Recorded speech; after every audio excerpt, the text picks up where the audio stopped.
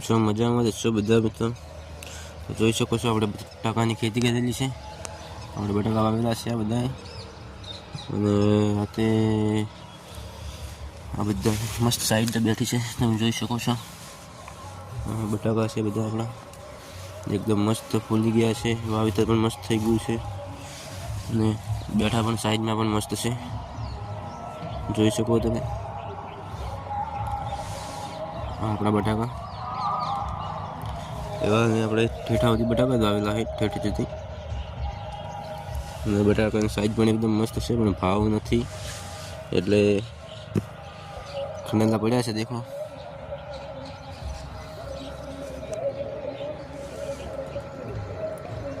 બધા બટાકા જ આવેલા છે. આ સાઈડ થોડી ઘઉંની ખેતી કરેલી છે, તમે જોઈ શકો છો.